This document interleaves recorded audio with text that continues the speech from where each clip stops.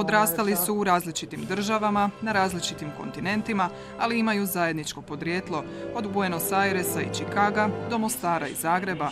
Mandat od 4 godine doveo ih je na isto mjesto i to kako bi njihov glas postao glas koji će oblikovati buduće politike.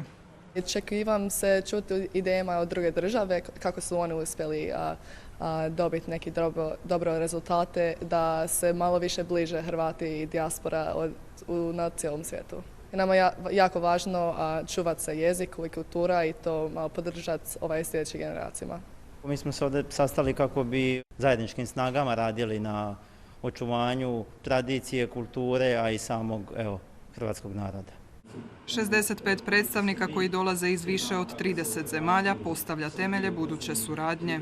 Različitost naših iskustava nije prepreka, nego vrijednost i prilika da jedni od drugih učimo, međusobno se nadopunjujemo i zajednički gradimo budućnost hrvatskih zajednica.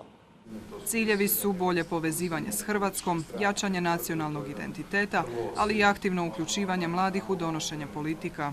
Okvir u kojem mogu na direktan način govoriti o svojim potrebama, o onome što misle da je važno, o načinu na koji vide unapređenje odnosa. Ovi mladi, kako sam rekao, nisu samo budućnost, oni su već ljudi sa formiranim karijerama, dakle sa životopisima koje doista treba vidjeti, koji su impresivni i koji doista mogu unaprijediti sve ono što je nama važno. Za aktivnosti Hrvata izvan zemlje danas se izdvaja oko 200 milijuna eura.